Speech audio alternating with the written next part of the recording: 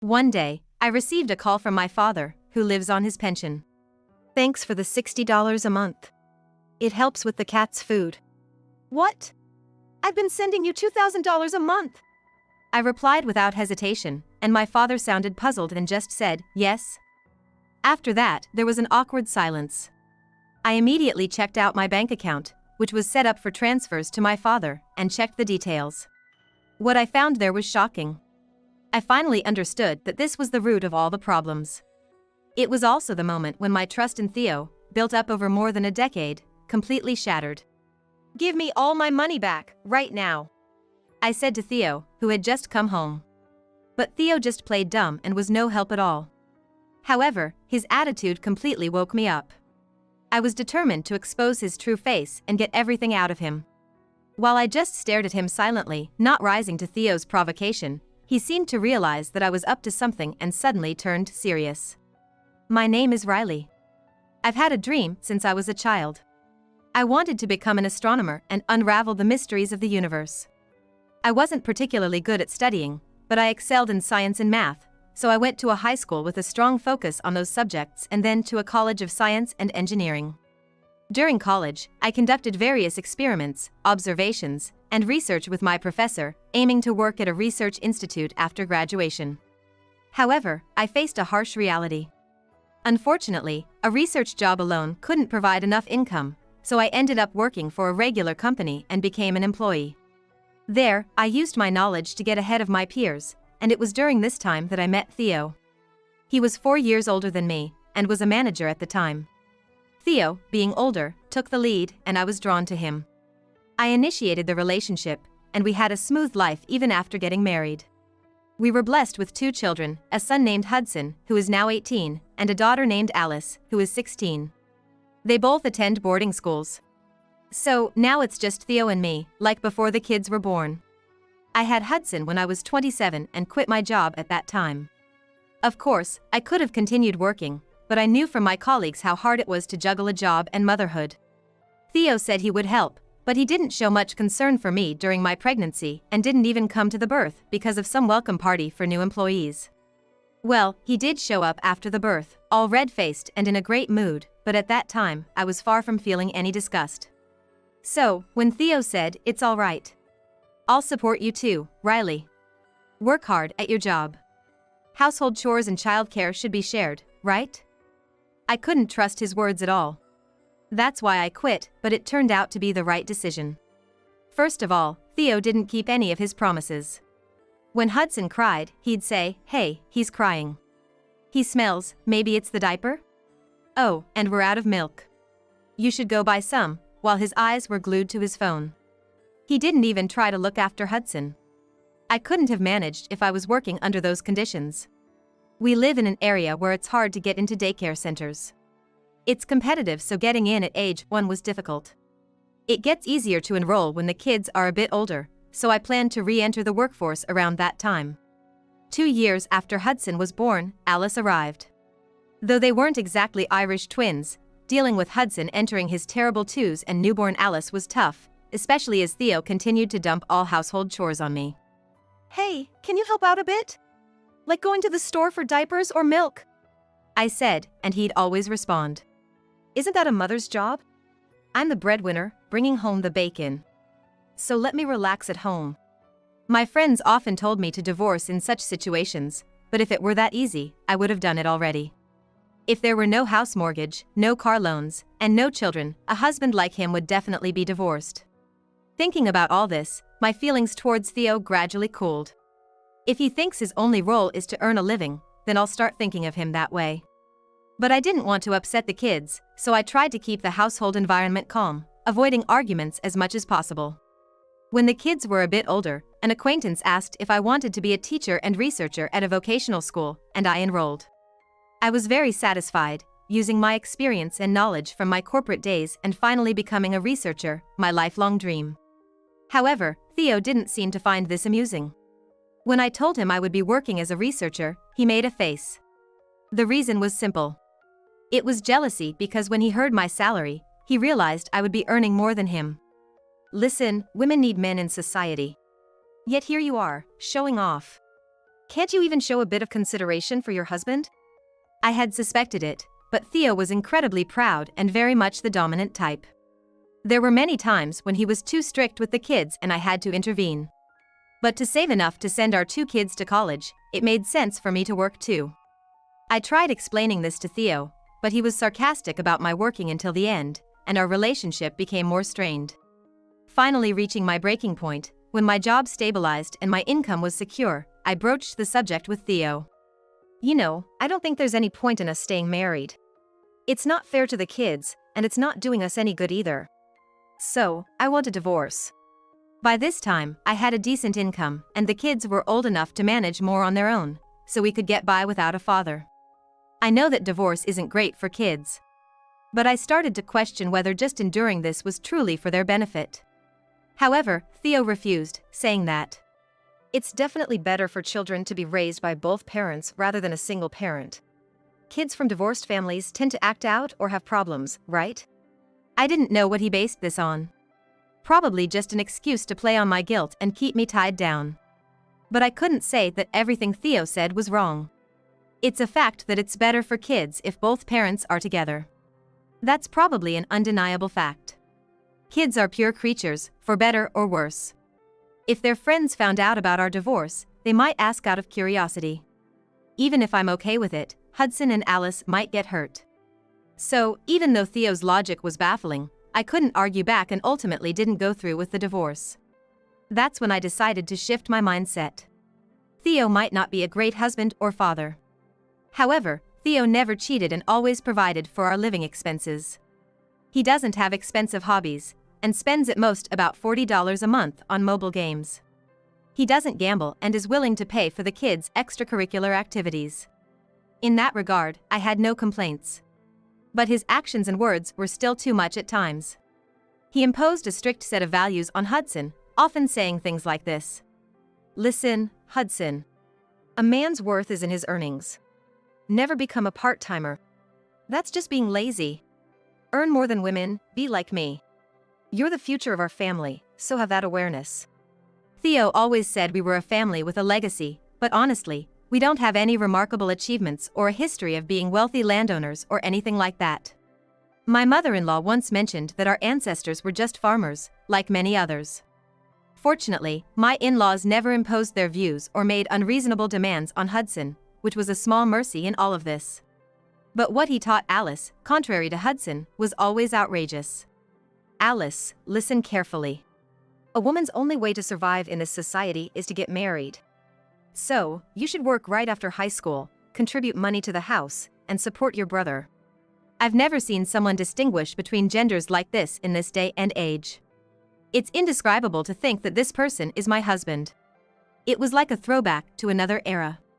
Every time Theo indoctrinated the kids with his outdated views, I'd contradict him, saying his ideas were old-fashioned. But stubborn as he was, Theo never changed his ways.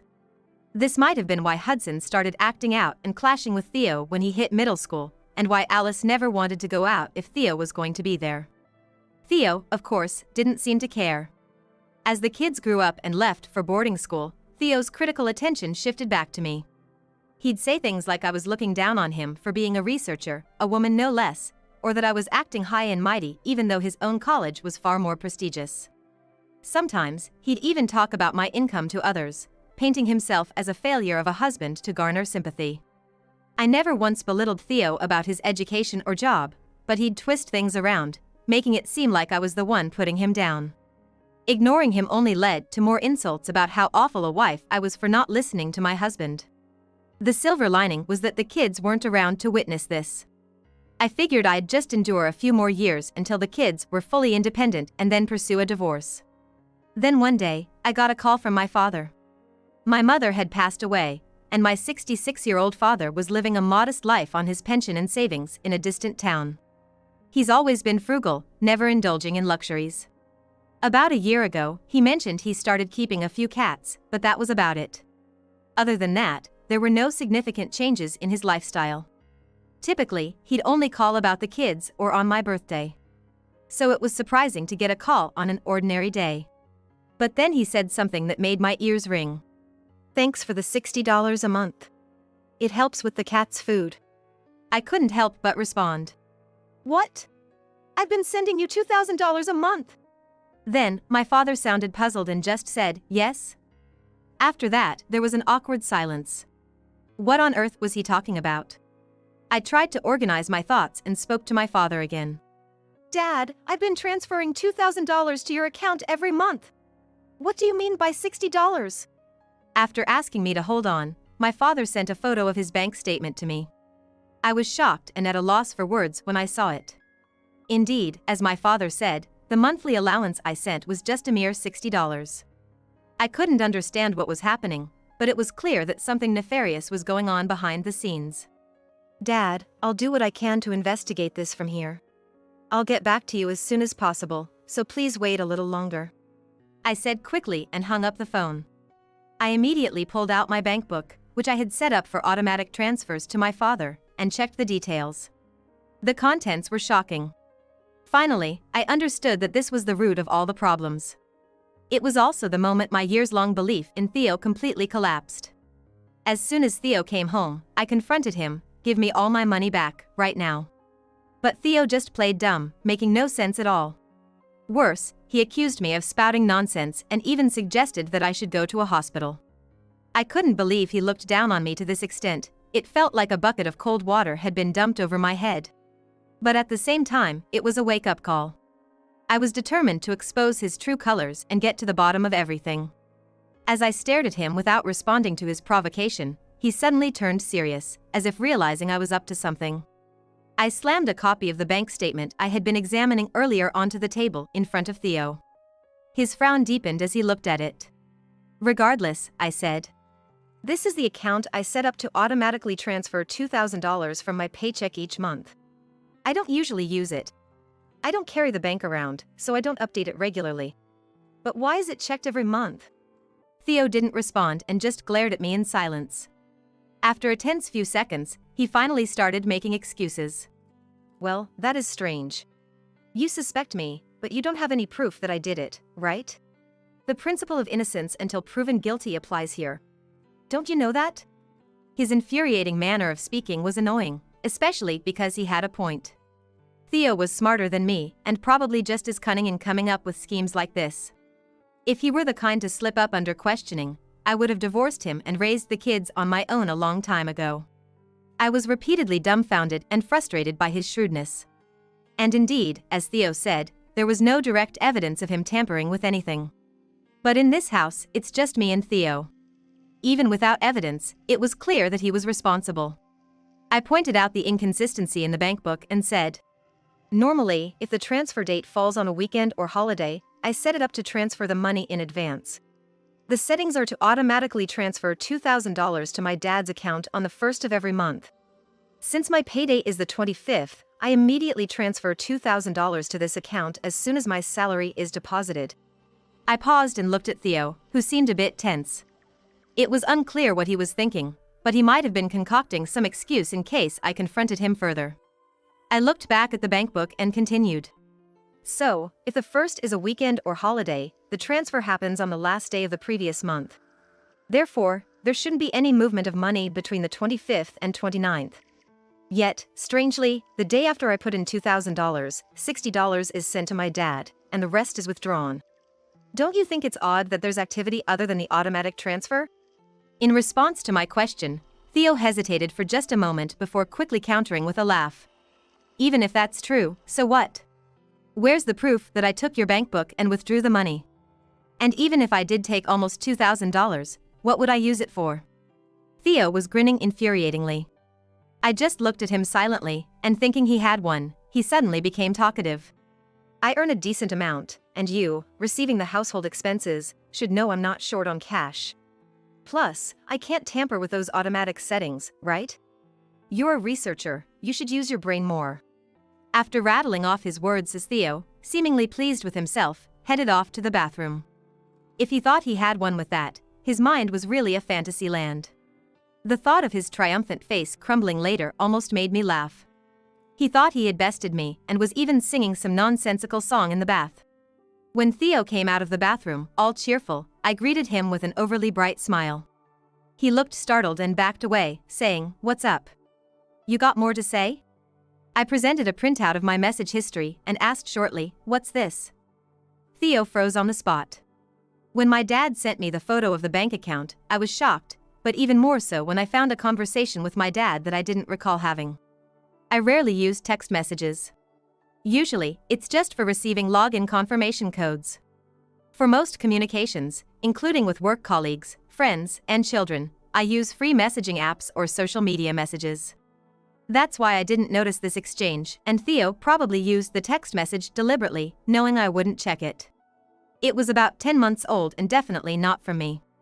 The messages appeared to be from me, but I didn't write them or communicate with my father. Needless to say, it was Theo. "Hey, this message here, you identified yourself, right? It's Theo, Riley's husband. How are you, Dad? Why did you contact my dad through my text? If you wanted to talk to him personally, you could have just asked me directly instead of sneaking around like this." I questioned him with a smile. Theo's triumphant expression disappeared, replaced by a look of panic. "What? You don't even use text messages, how did you find out?" He was clearly flustered. His reaction indicated that he had definitely tampered with my phone and contacted my father. "Let's see, what does it say here? Actually, Riley is hospitalized and we need money, so we can't send you the usual amount. But I remember Riley telling me you have cats, so we at least want to continue sending some money for the cat food. Therefore, we're reducing the amount but we'll keep sending it. Please understand." I read the message aloud monotonously. Theo then started apologizing profusely. "There's a deep reason behind this. I didn't mean any harm to you or your father. Please believe that, I beg you." He apologized, then began to explain the situation. He knew that I had been sending $2,000 to my dad every month and had even agreed to it. But suddenly, Theo needed money and thought of tapping into that $2,000. He didn't have my father's contact details to communicate directly, and there was no way he could ask my dad to redirect the $2,000 to him. So, he came up with a plan to pretend I was sick, garnering my father's sympathy and understanding. Theo knew how to unlock my phone, and while I was in the bathroom, he sent that message. My dad, being the kind person he is, must have believed it. As to why I didn't receive any concerned messages from my dad, Theo had covered that up too. He told my dad that I was struggling with my illness and it was tough, so to leave me alone for a while. That's why, for these 10 months, my dad didn't contact me. His call today was probably because enough time had passed and, out of concern, he chose a topic unrelated to my supposed illness, hence mentioning the cat food. "So, you can't talk your way out of this one, can you? That's almost $20,000 you've taken over the past 10 months, right? Now, give it back, right now." I demanded, but Theo burst into tears, saying it was impossible. He had already spent it, and there was nothing left. He confessed that he had used it to pay off debts he had incurred without my knowledge. After calming down, I asked Theo if I could believe him, and he nodded repeatedly. Looking at him, I warned, "If you betray me again, I'll seriously come after you for nearly $20,000. Be prepared." Theo nodded, shaking in fear. It seemed like the matter was settled, and Theo appeared completely relieved. To appease me, he became unusually kind recently, coming straight home without making any detours, and even buying cakes from my favorite bakery. Despite his oblivious behavior, I was secretly making moves. When the time was right, Theo would be shocked again. One day, as he came home in a good mood, I pointed to the living room table right after greeting him. He froze in surprise when he saw it. Because it was a divorce paper, with my section already filled out, lying there. "What's this? I thought we had settled that previous matter. I said I'd start paying you back little by little, and you forgave me, didn't you?" he said with a forced smile. Just like Theo used to, I snorted and declared. "You thought that was the end of it?" Seeing Theo lost for words, I pulled out some documents from the drawer. His face turned pale, and he let out a small cry of shock. "I see, so you cheated and got someone pregnant. Instead of marrying her, you agreed to pay child support, right? You're unbelievable." Theo never showed any signs of being so financially strapped that he had to resort to borrowing money. I was paying for our kids' education in full, and we decided to use Theo's income for living expenses and our retirement savings. Now, I earn a decent amount myself, and Theo, being a manager at his company, should be earning a substantial salary too. So, it was always a mystery to me why he would need to take on debt. My intuition as a woman told me he might be spending it on an affair or something like a nightclub. I'm the type who can't rest until I take action, so I hired a detective online to look into this matter. The detective found that Theo was still visiting a certain woman and handing her money, capturing the moment in photographs. Upon inquiring around the woman's neighborhood, it turned out she was living as a single mother. So, it seems you've been paying her child support every month as hush money to keep her from spilling about your affair. But she demanded $4,000 a month, including living expenses. Thinking that amount was too much, you targeted the $2,000 I sent to my dad and stole it, right? As I calmly disclosed this, Theo seemed to lose all his strength and collapse to the ground, muttering excuses. No, it's not like that. I didn't mean for it to end this way. Why is this happening to me? After sighing at Theo's response, I simply told him I wanted to divorce and asked him to sign the divorce papers. Clinging to my legs, Theo begged, "Please, don't divorce me. At my age, I can't imagine what others will think if I get divorced. And the kids might not even want to see me anymore. I can't stand that. It's too hard. Please."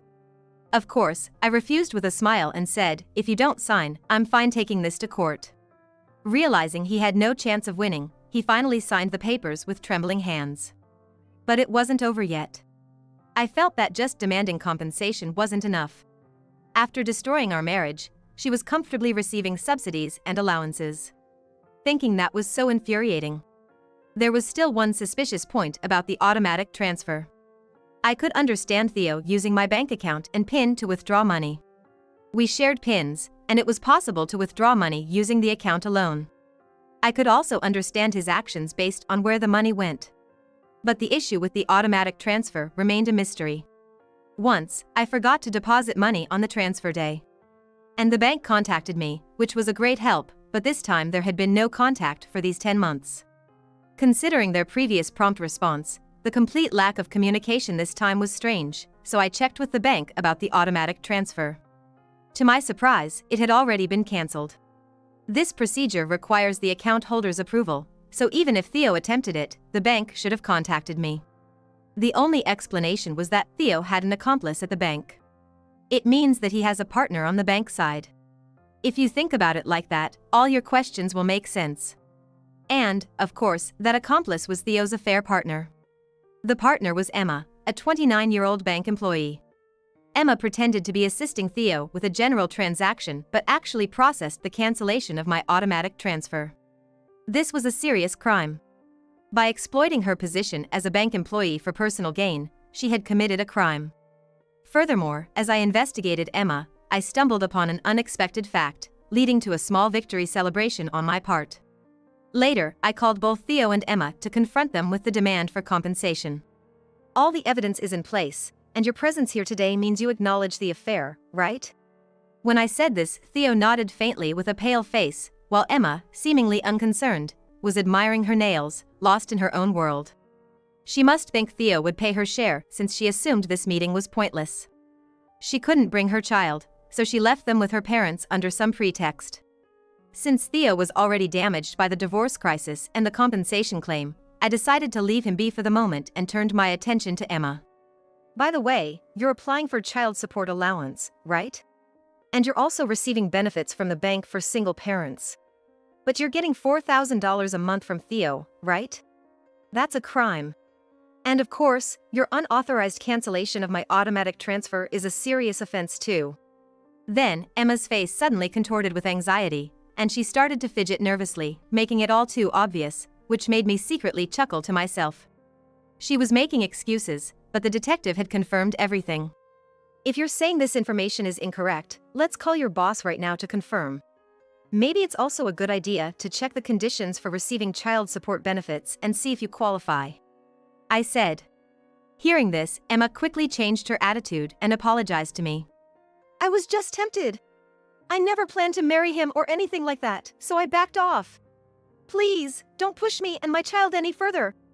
I almost exploded in anger at Emma's behavior, acting as if she were the victim. The real victim in this situation is undoubtedly me, and perhaps Emma's child who got dragged into this. Definitely not these cheaters. Theo then started to defend Emma. Enough, leave her alone. Emma didn't mean any harm. Looking at Theo, I couldn't help but laugh.